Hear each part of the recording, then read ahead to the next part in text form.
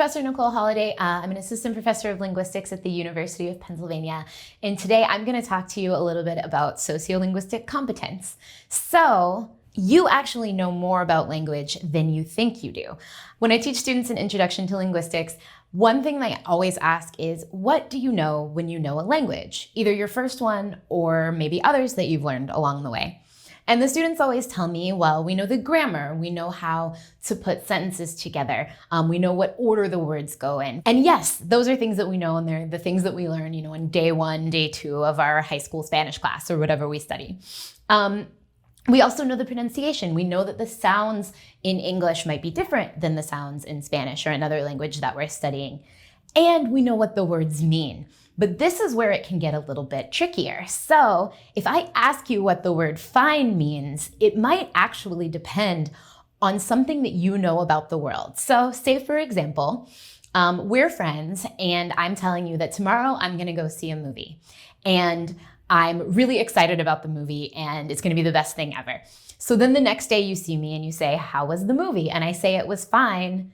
That actually means that I was disappointed, right? I was very excited. And if I say it's fine, it means that the film did not exceed my expectations. But if the previous day we had a conversation where basically I said, oh, I'm so not looking forward to this movie. My friend is dragging me to it. It's gonna be the worst. And then the next day you say, how was the movie? And I say, it was fine. That actually means that the film exceeded my expectations. So in trying to understand what the word fine means, you're relying on information about the world to get at the meaning of a word. So this was the topic of the first ever linguistics paper I wrote in 2007. I wrote a paper about the Black Eyed Peas masterpiece, My Humps. And I can't actually believe that 13 years later, I'm talking to a whole audience and I'm gonna tell you about some of the findings of my undergraduate paper on My Humps, in order to demonstrate to you that you know things about language that you might not recognize that you know. So what do we need to understand each of these lyrics? I'm gonna unfortunately have to rap you through some of the lyrics, so apologies for my rapping. Okay, so she says, they treat me really nicely, they buy me all these ice. Now, it was 2007 when this came out, and at the time, I'm pretty sure that everybody knew what ice meant, other than Immigration and Customs Enforcement. But I don't know that people necessarily know that now. You might, if you were around in 2007 and you're part of my generation. She's talking about jewelry. But the only way for you to know that when she says they buy me all these ice, she means jewelry, is for you to have heard that in that type of context before and to understand that jewelry is a common topic in hip hop songs like this one. She goes on to say, Dolce & Gabbana, Fendi and Madonna. Well, you might be a person who's really into fashion and get that Dolce & Gabbana and Fendi are designers, but if you grew up in a small village outside of the English-speaking world, if she says these words, Dolce & Gabbana, Fendi, it doesn't make any sense to you, right? And furthermore, why is she throwing out these random names, even if you do know that they're designers?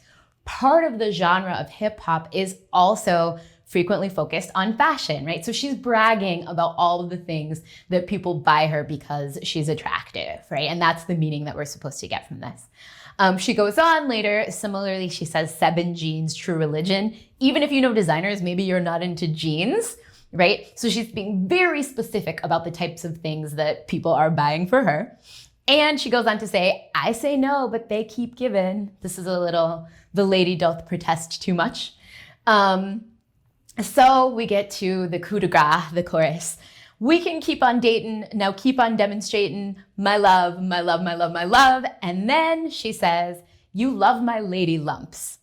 Okay, if English is not your first language, you might be like lumps of coal, like what bad kids get at Christmas time, according to mythology.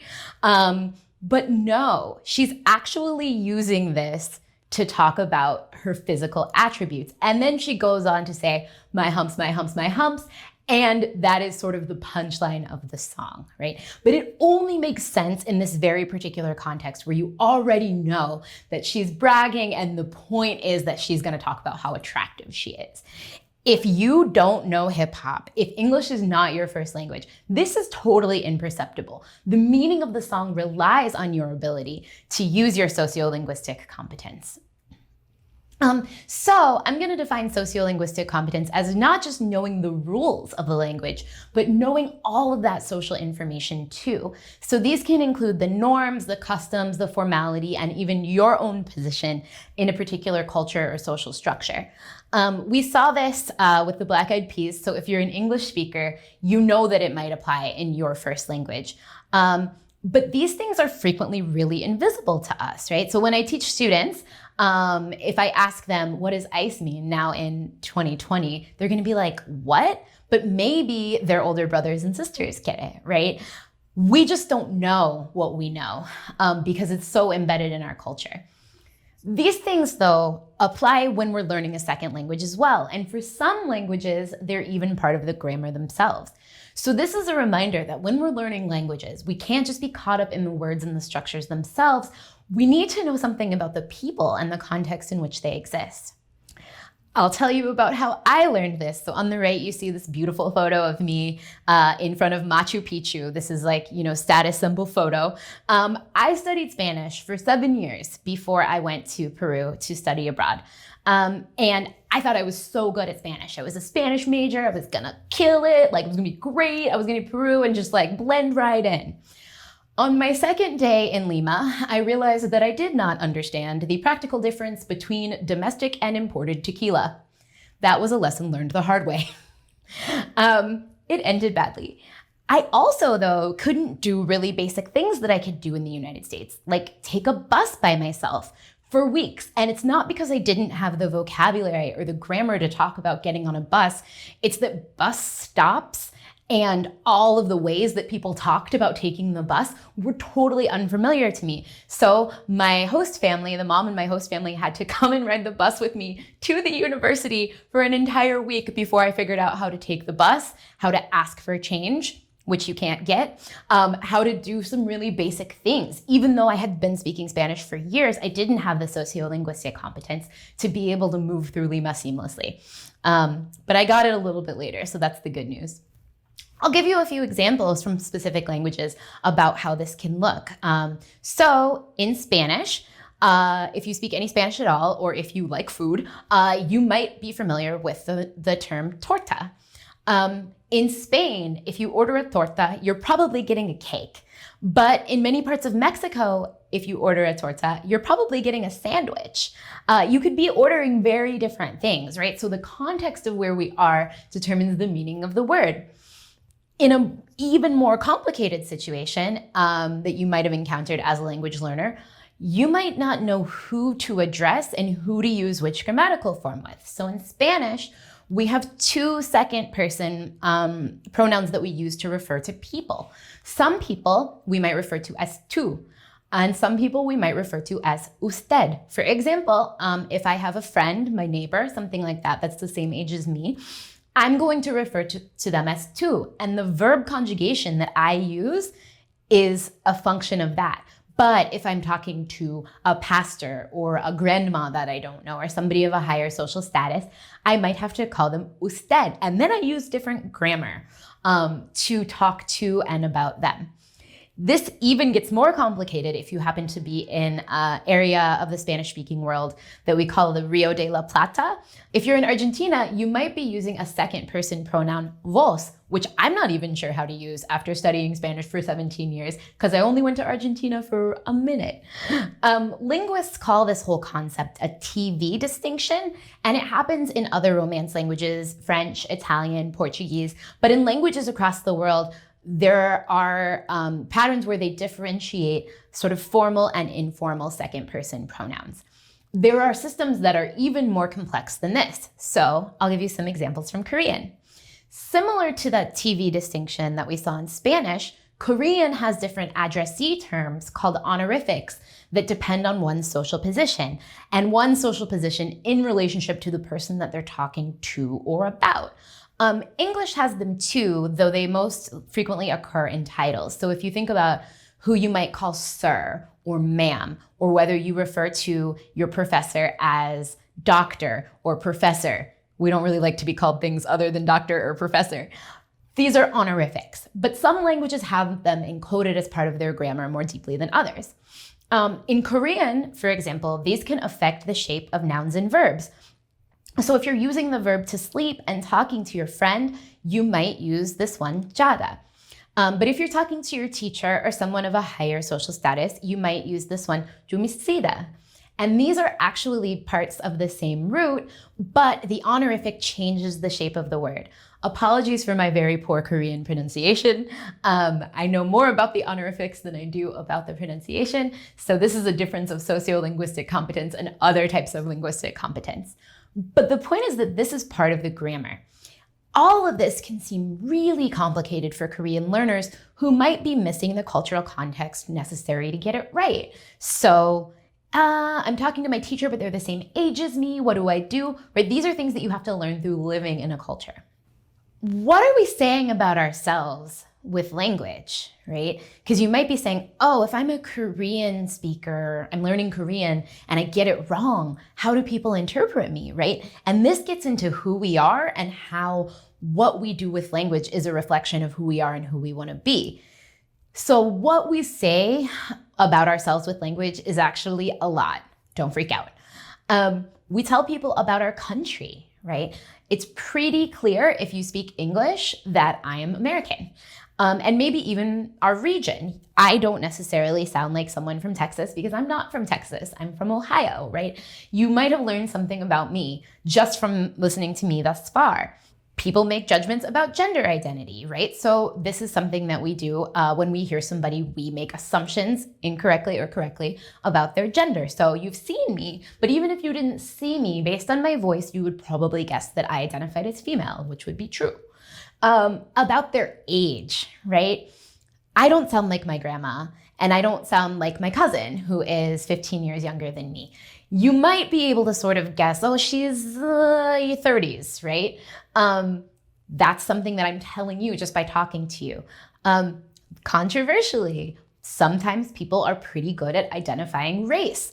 And we've done experiments on this, but it's not because there's some like weird biological thing happening. It's because race, like age, like gender, like where we're from, also has cultural correlates that come through in our language. And even smaller things that might not be as readily apparent to you, like religion, sexuality, education level, we get information and make guesses about people based on all of these things. They're not totally outside of our control, right? We have some ability to craft who we want to be through our linguistic choices as well. In addition to all of that stuff about our identity, we're also expressing what our goals are in a given context. This might make you feel uncomfortable, right? Whenever I tell students that people make fairly accurate judgments about race in general, they get like, oh, judgments are bad, racism is bad. And like, yes, racism is bad. But judgments and guesses about where people are coming from are not always bad, and sometimes they're useful. However, this does create a lot of room for blurriness. So you might think of issues with politeness and impoliteness. Back to our English honorifics example, a student who's just coming from high school might not know that I'm a professor and that I prefer to be called professor or doctor. So if they call me Miss Holliday, they might risk me interpreting them as impolite. Now, I know, because I'm a linguist, that they don't mean any disrespect by that they probably just don't know that professors prefer to be called professor. But if I hadn't thought of that, I might interpret it as disrespect, right? So there's some blurriness here. Directness and indirectness. There are different cultures and cultural variation, even within the United States itself, about how polite it is to tell somebody to do something versus ask them to do that based on your social position. So I don't go up to my boss and go, hey man, open the window. I say something like, hey, if it's not too much trouble, would you consider opening the window, right? And this is a function of my social position in relationship to their social position. Different people also might be evaluated differently for the same language practices. And of course, the usual suspects of inequality or are at play here. So maybe a colleague of mine who is older and a man and kind of famous can say to our mutual boss, "Hey man, open the window." And he doesn't interpret it as rude. But when it comes from a young woman of color, maybe it sounds rude to some people's ears, right? So there's a lot of space for misinterpretation of goals and intentions in the realm of sociolinguistic competence. But don't run away screaming just yet, because it can also be a useful thing. We also learn ideologies, right? So part of knowing a language is knowing about how people think about it and the variation that it contains. So what do British people think about Americans? I actually don't know. There's a lot of British people and a lot of Americans, but I asked some friends and I heard, oh, they sound friendly and cool and maybe not smart. Those are the answers that I got when I sort of asked around informally. The other way around, what do Americans think about British people? Americans think most British people sound really smart, which is hilarious to most British people because they have really strong ideologies about all of the different types of British accents. So for an American to be like, oh yeah, Cockney, it's British, it sounds smart. For people in London who do not speak Cockney, they might think that that's really weird, right? So it's kind of all in the eye of the beholder. We have these ideologies about language that are both good and bad. And one thing that can happen is we can internalize some of the negative and prejudiced ideologies that speakers have as well when we're learning a language. So this is something to be careful about, right? Like when we're learning, we're also learning all of the social information, both helpful and unhelpful.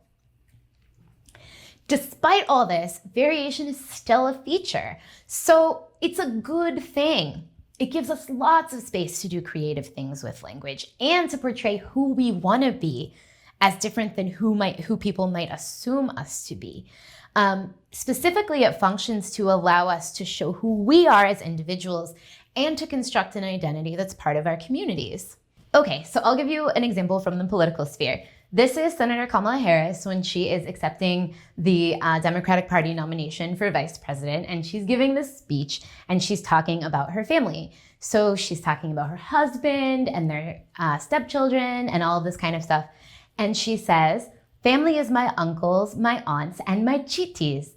And she says chitis, which means aunties in Tamil. And I heard that the whole internet broke. People were sending me articles from the US and from India because it seems like it was the first time that anybody used even one Tamil word in a democratic convention. And it means something, right? That Kamala Harris chose to say specifically her uncles, her aunts, and her chitis, because to her, that's what some of her aunts are, right? It's something about the way that she exists in the world and does language. So why does she do this here at this time and in this place, right? That is the central question, actually, of sociolinguistics. Is it possible that she can be doing something that is advantageous politically, right? As far as I can tell, this was really well received, but also authentic to her, right? For people that grow up in multilingual and multicultural households, it's really not uncommon to switch languages in the middle of a sentence, to do the kind of thing that she did here, because to her, aunt and chiti don't really mean the same thing experientially. I'm wondering though that if we're judging her as, oh, this is great and authentic, or this is a political strategy, maybe our evaluation depends on our own linguistic experience, right? So it's possible that this can be both things, both really how she speaks and something that is politically advantageous for her. So you might be asking, well, all right, people can use language like this, but what about appropriation? And here's what I'd say to that. Language is by nature very flexible, right? English has a lot of words from languages that are not English, right? Ones that are obvious, right? We have a lot of French vocabulary. We have a lot of Spanish words. We have Arabic words. Anything that starts with al might come from Arabic, right? Algebra, alcohol. We've taken words from all over the world. It's kind of a cool thing about English. Most languages do this when they come into contact with other languages. So it's not necessarily a problem. But the social facts that we've talked about so far can create boundaries for us as well. And respecting other people can mean respecting those boundaries, right? Language is part of the identity, and so it's something that we hold really closely. And because it's social, we have to be thoughtful about how we use it. Here are some examples of African American English on Twitter. I put question marks. I don't really know what's happening here. All right, so we have on the left, the title says, Stan Twitter vocab words. And I won't read all of them, you can read them, but we get words like bop, canceled, coming, flop, it's what she deserves, legend over, queen, skinny, stay pressed, tea, and we stan.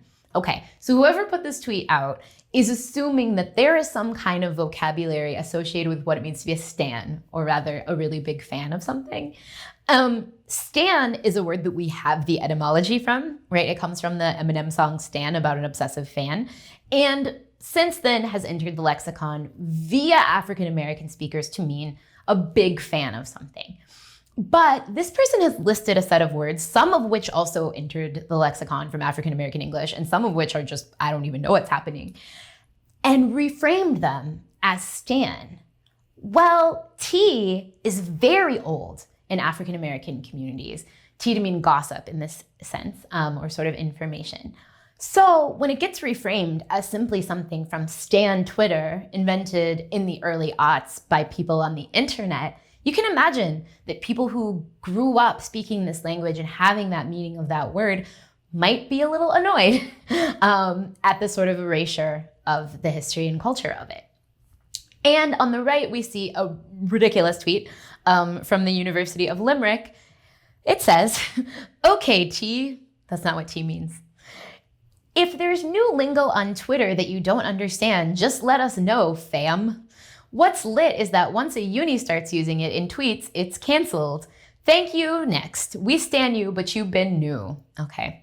We appreciate this is an odd flex, but sometimes it be that way. There are many things happening here. Some of them are African-American English. Some of them are made up and thought to be African-American English, but actually they said something kind of true. Once a university starts using it, the term is canceled. It is over, right? So I have this in my mind, this life cycle of slang and how it works. Young people, frequently African-American teenagers, will start using a word and it moves through the society. And if it starts with them, later it gets to people that are older and less cool. And eventually it ends up with like brands. So once a corporation gets it, it's over and a teenager hasn't used it in a very long time, right?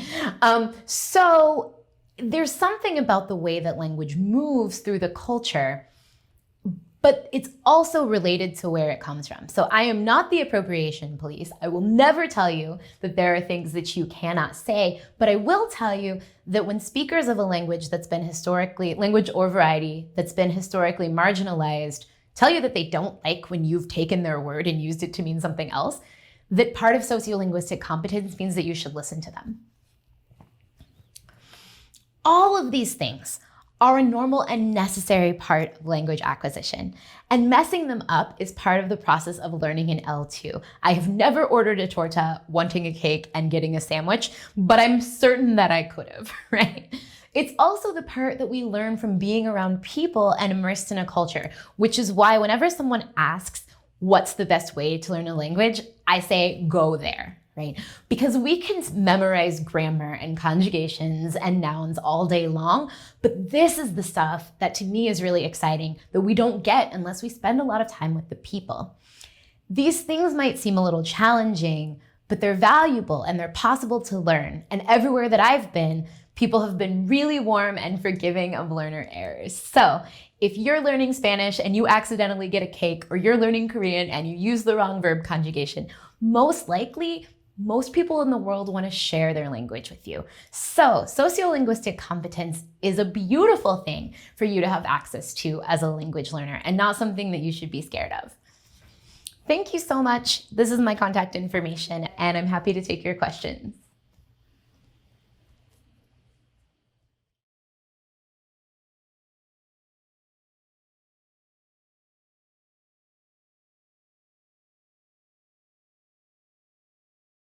Nicole, I think that is the first talk by an academic that I've ever seen that went straight in there with my humps. It seemed a very linguistically rich song, but I thought, oh, what made her choose that particular song as a linguistic study? Yeah, I think it hit me at just the right age, right? So this is the paper I wrote for Introduction to Linguistics. So I was like 19 years old and it felt very timely and relevant. But I also, like the first time I heard that song, I was like, okay, I understand what this means, but I don't know that anybody else does. And that idea just kind of haunted me. And it was my introduction to the idea of sociolinguistic competence. So I thought I would share/torture you with it. Oh, torture! I was beside myself because that is an intriguing number, and it was nice to see it in a totally different way. Have you kept track of Black Eyed Peas' work over the intervening years and seen their linguistic development? Yeah, I'm familiar with their oeuvre. I think that like up until Despacito, I got a feeling had a bunch of records for being like on the chart the longest, and I actually really hate that song. I think My Humps is superior. If I'm really being honest, I prefer Fergie's work as a solo artist, but that's just, my taste. That's not the linguistically informed opinion necessarily. Although, she's got acronyms, she's got kind of sexy puns. It's a source. She can spell. I struggle with spelling aloud, but Fergie is not afflicted with the same thing. You also talked about how politicians use language to seem more like real people. I guess some of them are real people, but you know what I mean. And I found that very interesting because in the UK, their way of demonstrating that they are real people is to do something like eat a food. Eat the foods of normal people, but do it in a way where you know they're a bot. So they'll eat a sandwich with a knife and fork, say. But what kind of linguistic things do you notice with politicians where they're like, I'm showing that I understand the peasants? Yeah, actually, my favorite example is one that succeeded. This usually fails, as you point out. But when Obama was running in 2008, he went to a kind of famous place in DC called Ben's Chili Bowl. And he got like a chili cheese dog or something like that. But he walks in and he's just like real cool, And he orders the sandwich and he pays. And the cashier tries to give him the change back. And he says, "Nah, we straight." And everybody lost their minds. Like, I think Samuel L. Jackson wrote an opinion piece about how this was so unpresidential, so unprofessional. But it's kind of a damned if you do, damned if you don't situation because like Obama was cool and seemed like a regular dude ordering a chili dog. And somehow that was still a problem, as opposed to when you've seen like some politicians trying to like eat pizza with a fork or like just do weird stuff. He like could have pulled it off, except for that we never want politicians to actually be people. So even if they kind of do it in a way that's authentic, we still like take issue with it. Yeah, I'm just now envisaging a lot of the current administration using certain slangs and just really wanting to curl up into a ball and just rock myself for comfort. I'd love to see it, really. The "now we straight" that Obama said is actually really interesting because he very rarely uses the sort of grammatical features of African American English. I think he commands them, but they're very highly stigmatized. So in that example, when he says "now we straight," like there is, he's using a feature called zero copula. It's not "we are straight," it's "we straight." And so this is one of the very few examples where you see him doing that. And I think it's not a coincidence that, of course, that was the one that people sort of seized on as, being bad because he was speaking African-American English, which is very highly stigmatized because, racism. But he did it right. People just didn't like it, right? Well, some people liked it, but some pundits didn't like it, I guess. I don't imagine anybody in the current administration being able to even attempt to pull that off. Just, no. But even if the President of the United States can't use African-American English without it being stigmatized, what can we all do to try to stop perpetuating linguistic biases such as this? It's not like there is a correct version of English, it's just a privileged version of English. So what could we all do to, reduce that stigma and then get rid of it? I mean, the reason Obama couldn't use African-American English is we need about like 30 more Black presidents and then it would be fine, right? So he was held to such a high standard because he was like supposed to be, the only idealized one that came to save us and, like this kind of thing. So it was just so anomalous because he was considered so anomalous. But I also think that we could just like chill out a little bit. We don't need to police everybody's grammar all the time. Sorry, I'll say that again. Dog. We don't need to police everybody's grammar all the time because the grammar does it for itself. It's sort of like a self-cleaning mechanism. It's sort of why you don't like bathe cats. Like they're fine on their own. The grammar will repair itself in society. If we can just sort of be okay with the fact that different people speak differently than us and it's part of where they're from, it's part of their identity, then maybe we can start to reduce the sort of negative stigma that we get on an institutionalized level with linguistic variation. You've written about Barack Obama code switching. What did he do that was effective? Obama commands the sort of tone and intonation features of African American English in a style that's very familiar for American audiences. So this is something that sometimes you'll hear people call like Black preacher style. And he could do that without using the grammatical features that people kind of trigger in their minds as like bad grammar, right? So that's why there was the issue with the Now We Straight. But people love the tone, right? Because the tone isn't something that you can sort of have a meta-linguistic commentary on. Nobody's going to be like, their tone sounded Black, right? So in a way, he was able, I mean, it's true that it could, but that's not a discourse that people have. So in a way, he was able to use only the features that people liked in most instances and not the ones that people, you know, sort of seize on to that would sort of get him in trouble, right? So I think this is a sort of very masterful use of language. You see this with other Black politicians. They've always done this. You see this additionally with any politician from a marginalized background. So what do women do, right? Women politicians have this difficulty to try to not sound weak. But when they adopt styles that might be more considered to be characteristic of masculine politicians, then they get all these negative things. Oh, they're too cold. They're not, you know, they're not warm. They're not nice. They're not likable. So what you do if you're a person who's not, you know, the stereotype of a politician, i.e. like not a white dude in America, is you have to try to pick the features that will work for you, sort of on top of the identity that you already have, and then leave the rest behind. But it's really a tightrope, right? And you see them not getting it right a lot of the time because it's really an impossible task. I mean, I think it's difficult for everybody to navigate it because as soon as you're aware of slang, you'll probably ruin it by using it yourself for everyone younger than you. Right. Unless, like, anybody over the age of, like, 22, like, you're probably ruining the slang. Sorry. Oh, it kicks in so young. You had so little time and then just over the hill. And then when you've learnt a bunch of different languages, when we're taught languages through school or Duolingo or something, I feel like we're taught in more kind of official version, but how do you learn the different registers, the ways that people would actually converse in those societies? This is so hard, right? It's the whole idea of sociolinguistic competence. And I have to say, like, linguists aren't people who speak a lot of languages. Like, we get that a lot. I happen to have studied some languages, but not all of us are like that. I've been studying Spanish for literally half the time that I've been alive.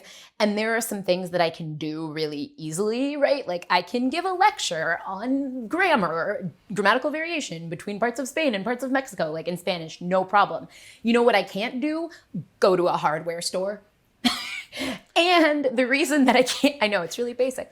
The reason I can't do that is because I've never had to, right? So if we're talking about like how do people learn to use language the way that it is in the real world is practice using it in the real world, right? If I moved to Mexico and had to like go to hardware stores, I would acquire the vocabulary and sociolinguistic competence to do that task. But that's something really hard to do in a classroom, which is why the standard advice is usually go visit, study abroad, you know, immerse yourself, because those things are really hard to teach unless you're sort of in the field, so to speak. So true fluency is when you can go to a place and buy a crosshead screwdriver. I mean, it's my dream. I don't know if I would say it's the objective standard. Reach for the stars, or the crosshead stars. Nicole Holliday, thank you so very much. Always an absolute treat. Yes, so fun. Thank you.